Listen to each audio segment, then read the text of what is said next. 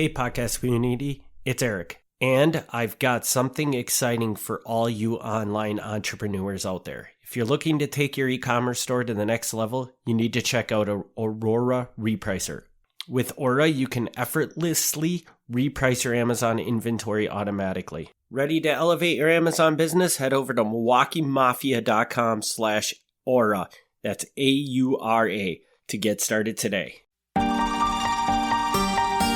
You're listening to Milwaukee Mafia, your podcast dose of Wisconsin Mafia and true crime history.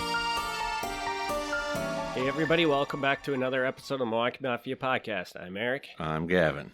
And Gavin, we're back again. Yep. What are we talking about today? So this is actually kind of a short one, actually really a short one, and honestly not that exciting.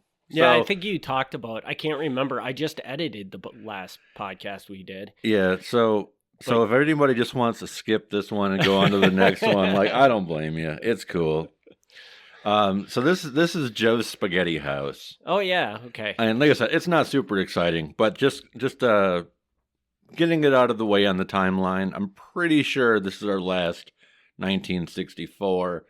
I could technically do another one or two, or push it, but I think we're ready to go to 65. Okay, so I'm curious, you said that you wanted to get this one in before we left 64. What is the significance of this story to make you that it plays? Because you said the Spaghetti House didn't last very long. It didn't last very long. It's not it's not super important in the story, but because it involves some people who are important to the story, if I don't do it now, then when these people come up again later, then I'll probably have to be like, hey, these guys did this and this. And so it's more the characters that are involved more so than just the story. Yeah. So, gotcha. Yeah. All right, so let's hear about a Spaghetti House. Okay, so this starts in February of 1964. There's these two brothers named the Zarn brothers. Not important. But they own the property at 519 West Wells in Milwaukee, and they lease it to Joe and Nea for 2 years. Now, right off the bat, I have to say, all the names that I butcher, I'm always the most self-conscious about Enea. I don't know if it's Enea. I don't know if it's Enea. I don't. Enea. It could be many different Nobody's versions. ever corrected me on it, and so I'm waiting for someone to be like, "Why are you screwing that up so bad?" And nobody does. So I say Enea, but that's probably not right. But just so you know who I'm talking about. Joe Enea, because we talked about Jack Enea, so this would be his son? This is his son. Okay. Yes. So he's leased the property for 2 years. For the first 6 months, he's paying $175 a month. For the second 6 months, it's $200 a month. And then for the second year, it's $225 per month for the whole second year. They've got like a 2-year plan of how they're going to raise the rent. That's nice. The hired cook at the place was Edward Slowinowski. Wow, that's a rough one. As far as I know, he's nobody. I mean, he had a criminal past of vagrancy and being drunk and disorderly, but I mean, who hasn't? It's like, so I don't think he's anybody. I think he's just a cook. In April of 64, the fire marshal came through, doing their little fire inspection, because you got to do that for a restaurant. Strangely, going through with the fire marshal was a special agent of the FBI. I don't know that the people who running the restaurant knew that, but joining him was a special agent of the FBI. This might come back later in this episode. Okay. The FBI continued to make spot observations, and which basically just means like driving by, seeing who's there, looking at license plates. Am I right to say, is this because Joe and Nea owns it? Yes. Probably? Okay. Yes. So people they would see regularly were Joe and Nea, of course, Walter Broca, who I always refer to as like Frank Belstri's flunky. Like he's like the guy who does a lot of busy work, but he's never really super important. Mm-hmm. John Aiello, and again the cook. So, a couple guys of interest there. Nothing too exciting. Special Agent John Gassaway meets with an informant. The informant said that Walter Brokaw is the one who's actually operating Joe's Spaghetti House, even though the license is in the name of Joe and Nia. The basement of the restaurant had a storeroom, but nothing like an office. The basement was not connected to the tavern next door, nor was there any access to the Wells Street Hotel, which must have been nearby. I'm not sure why the agent is curious about the access points in the basement, but, maybe just curious to see how people can get in and out of the building. Probably just looking like, is there a good way to escape if something goes down? Yeah. That we need to know about. Yeah, Agent Gassaway speaks with his informant. The informant now says that a Greek restaurant near Joe's Spaghetti House recently closed, and the cook went to work for Joe's Spaghetti House. The informant thought that the cook did not have a house and was probably sleeping in the restaurant at night. In May, Agent Gassaway was told that the Belmont coffee shop was now closing at 8 p.m. rather than being open all night. Traditionally, the Belmont coffee shop was really a very sketchy place. It's in the Belmont Hotel. As it says, it was open 24 hours. And pimps would hang out there. Other criminal-type people would hang out there. Primarily, it catered to the after-hours bar crowd and people in entertainment who were getting out super late. So not all shady people, but a mixture of people.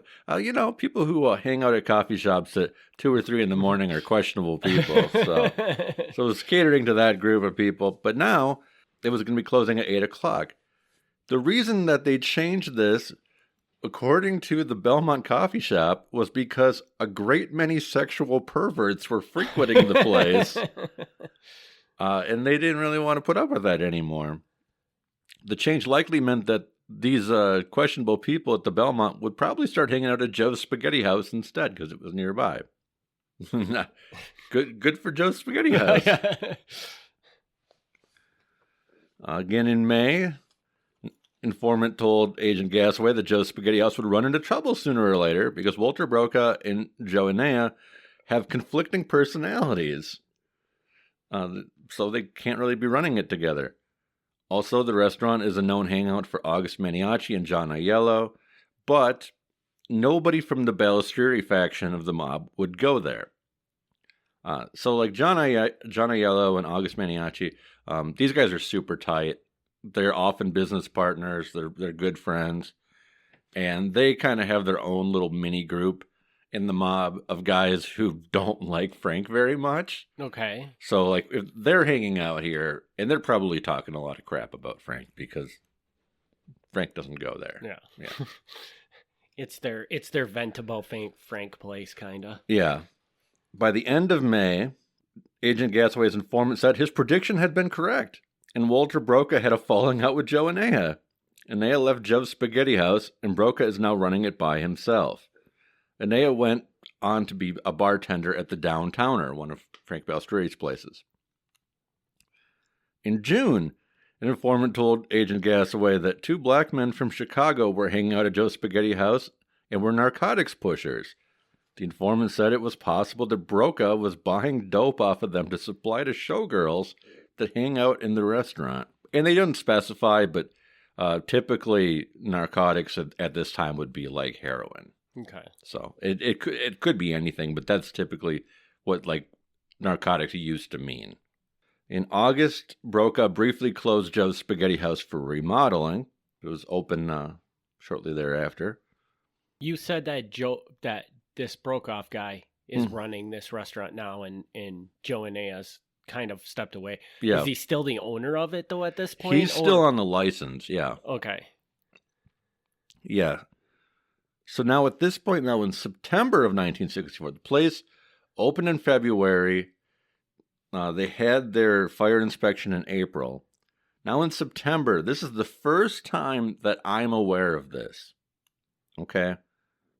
Apparently, somewhere in the building is a hidden microphone, which is identified as microphone 648-C.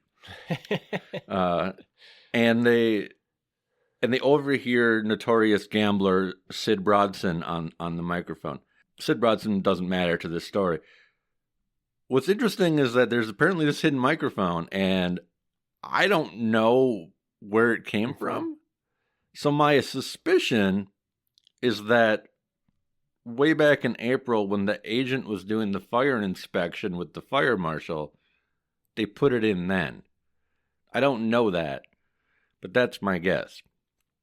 But the weird part about that is between April and September, I don't know anything of that's been recorded. So apparently months have gone by where they've picked up nothing of interest. And you should even be able to access records because even if they're just listening to it and there's nothing there, right? They should have records of what they listened to and just have it say that nothing notable was found. They right? would, yeah. I mean, it's entirely possible that those records have been destroyed. But, yeah, I mean, they would still have had somebody keeping notes.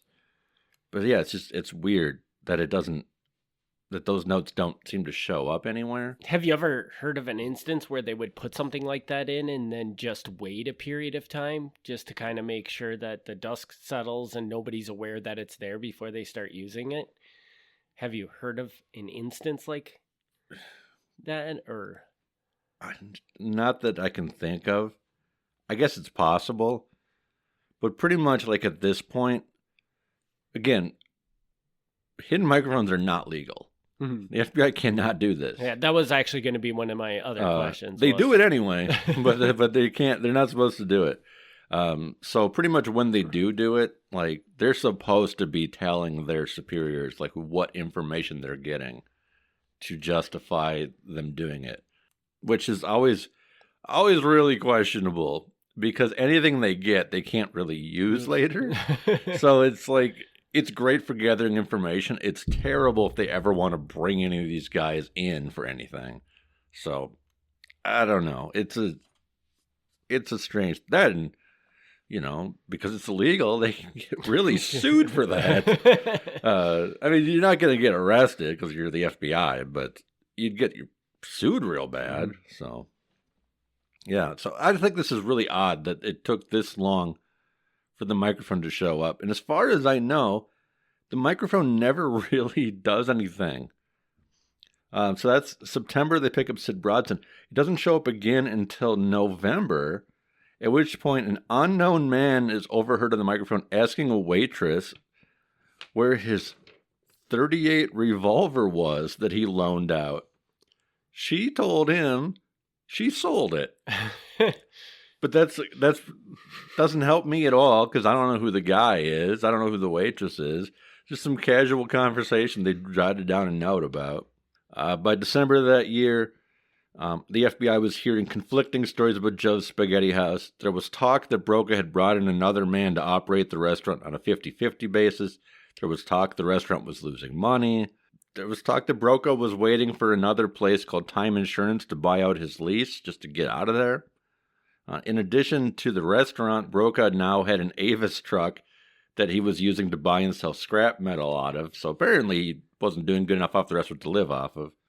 And then within days of that, they find out that Broca had closed Joe's Spaghetti House and was planning to go to California. Broca was scared. He owed a lot of money. The business was in Joe Anea's name. And with Joe being quote-unquote Frank's boy, this could cause him trouble. So that's one thing. And then apparently also John Aiello was trying to get money out of a sucker, but Broca ruined the plan. An informant thought it was possible that Broca even got the sucker before Aiello did.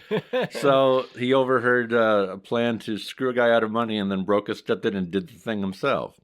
With the restaurant closed in December and early February, the microphone at Joe's Spaghetti House was removed. So yeah, super short, just to kind of bring along the story of Walter Broca and Joe Anea a little bit.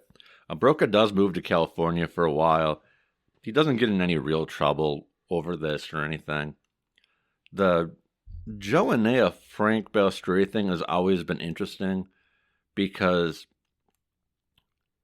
I've never been clear on the connection between Joe's dad and Frank.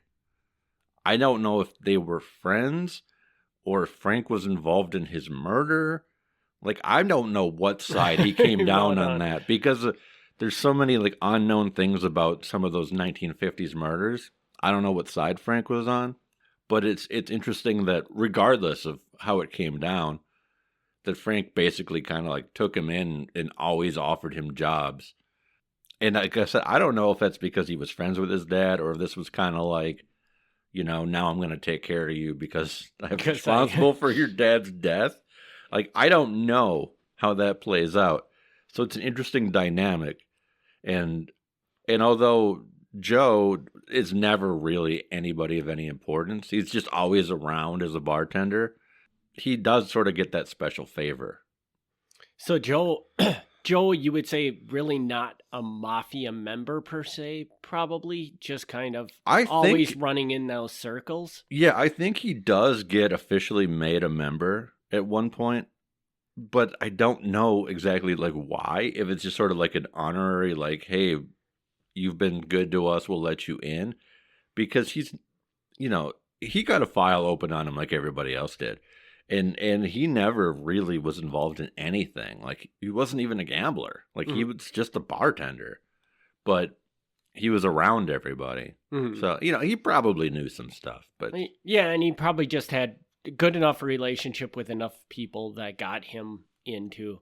I mean, I guess, wouldn't you equate it to the mafia and a gang are very similar in nature? And if you're friends with a bunch of guys that are in the mafia, just...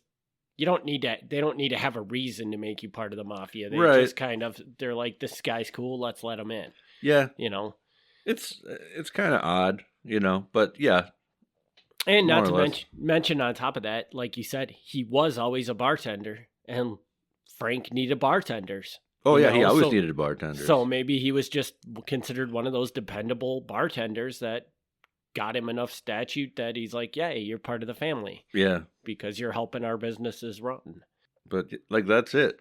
That's like this not super exciting episode, but I want to get it out there because Joe's going to come up again. Walter Brokaw's going to come. Walter Brokaw's like I don't want to say a major figure because that's overselling him, but he's been around quite a bit. I should point out as well that Brokaw was very good friends with Joe's dad. Like, when Jack and Nea was killed, like, Walter Brokaw was with him that entire day, you know, so they were really tight. It could be a similar thing on his end as well, where, like, I wanted to go in business with you because I was such close friends with your dad. You know, I knew you since you were a child, sort of thing. So Joe, like, grew up just knowing everybody. And I find Walter Brokaw to be kind of interesting because based on the story you just told, it seems like he ran to California because he was afraid for his life. Yeah. I mean, it strongly suggests that. But then now you're saying he comes back. He'll come back, yeah. And he actually meddles with the mafia again. Yeah. When he returns. So yeah. So maybe that's not why he ran? He's a strange guy. Like I say, like, I refer to him as like the flunky, which I'm getting, you know, very biased reports, obviously. But like, he's always put on these like crap jobs. Like, he runs a restaurant and he fails at it. He was previously involved in like refurbishing the jukeboxes, and that business went under. And like, he's like always put on these things where like, hey, I'm going to make you build things. Like, at one point he was working construction, and to cut costs working construction, like, he hires homeless guys as day laborers, which is nothing wrong with that. Like, giving homeless guys work is awesome, but they didn't know anything about construction. So it was really crappily done construction. Mm-hmm. Like, just this guy just half-asses everything he touches. Interesting. That whole dynamic is just interesting to me because are we going to hear a little bit of a story of what brings him back? Is there I don't anything recall to that? exactly how it plays out. We'll have to see when we get there. But we're not done with him. Like, he's just always around. Yeah, and it just seems like if he ticked off enough people to the point where he had to run to California, makes me think that him coming back isn't going to be a welcome thing, and he would be watching over his back the whole time. Yeah. So He's an interesting guy. And actually, one more thing I'll throw out there, just because this is a short one, I can throw random crap in there. Brokaw was named one of the top 10 hoodlums. Like, in 1957, when they had like the top 10 hoodlum program and they made each office pick the 10 guys, he made the list of top 10. And I would definitely not put him on that list. And that's probably more a reflection on the level of intelligence the FBI had in 1957, that they didn't know who should have been top 10, and he was just one of the guys that was always around. Mm-hmm. But it's interesting that he made the cut, because to me, like if you asked me right now, I couldn't name all 10 guys. I don't remember who all the 10 were. But he's not a top 10 guy. you're like you probably could list 50 people that should be ahead of him. Well, I don't know about 50. I don't know about 50, but like if you made a top 20 list, like he's on the low end of the 20. So, yeah, it's interesting that he got such huge coverage early on, when, in my view, he amounts to practically nothing. He's just the guy who's always around and fails. But I can see why he would possibly make that list, just because it seems like he was kind of front-facing on a lot of things. You're talking... He is. A mob-associated restaurant, he's running it. Like you said, the refurbishing of jukeboxes, he's the guy running it. And they probably clearly knew that business was also mob-fronted. Yeah. You know, so he probably looks like a much bigger figure than he really is. He's around a lot. And I think part of that is, with the list coming out in 57, Jackie Nea was killed in 55. So at that point in time, the FBI was aware of that. Even though they didn't really have anything to do with investigating it, they were aware of it. His name, Walter's name, probably carried a little more weight, you know, maybe unfairly, but at least like it was out there. It was in the papers. Mm-hmm. So that might have had something to do with the choice of adding him. It's just funny in retrospect, because like if you told me to make a list, like I said, of the top 10 guys in the 60s and 70s, like he's not making the list. He's just not. Yeah, especially since it seems like he had no success whatsoever. Which brings up the other side point of, why did the Mafia keep giving him opportunities if he just continually failed and failed? I don't know. You know, like, was it, like you said, he was really tight with Joe, so maybe Joe just had enough cred that he could keep giving him? I don't know. It doesn't make sense. There's got to be a reason, but I don't know what it is. And he has no family connections. Like, I have tried my damnedest. Like most of the guys in Milwaukee I can link through blood or marriage. Walter Brokaw just can't. There's nothing there. Like, maybe somebody out there can correct me on that, but I have tried, and he's not related to anybody. His wife, I don't believe, is related to anybody. I don't know, you know, that's not unusual. I mean, a lot of guys have no connections at all. But for him to be like this tight in there, screw up and be forgiven so often, like, I don't know what his trick is. Well, and he's never, like, another thing, like, he's never named as a guy, like, on the short list to get whacked. Almost all the gamblers, sooner or later, are on that list. They'll be like, "Oh, this guy's not paying us. We gotta kill him." That'll come up, you know. Even if they don't mean it, they'll throw it out there. You never hear them say, "Oh, freaking Walter." And maybe it's just simply the fact of, when they start up these businesses, they need people to, you know, run them. And he was just a willing participant, and maybe they just didn't have that many willing participants, so they just inevitably just kept falling back to him for everything. Yeah. You know? I don't know. Yeah. Like I said, if somebody out there knows, you know, definitely shoot me a message, because I have never, of all the emails and conversations I've had with people, I don't know that I've ever had a Walter Broca conversation. Hmm. Like, I've had a lot of people say that they knew various people, but he's not one that like comes up. Nobody knew, just maybe not a lot of family connections here or something. I don't know. It's interesting. Yeah. All right, so you got anything else for this one, or should we wrap her up? Yeah, we can just wrap this one up. All right, so this concludes 1964 for sure? I think so, because really the only other thing is if I wanted to talk about the California Cheese Company, and I think we can just, I mean, we'll do it sooner or later, but nobody wants to hear another cheese story. All right, so that'll wrap this episode up. As always, we do have a Patreon. You can check that out at patreon.com/Milwaukee Mafia. And Gavin, where can people reach out to you? You go to MilwaukeeMafia.com where the show notes will be posted. Sometimes I post them before we even record. Sometimes I post them 2 weeks later. Depends when I get around to it.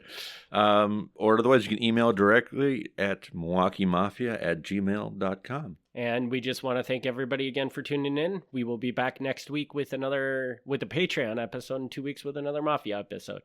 Thanks everybody again for tuning in. Thanks for tuning in to the Milwaukee Mafia podcast. Join us next time for another look back at Wisconsin Mafia and true crime history.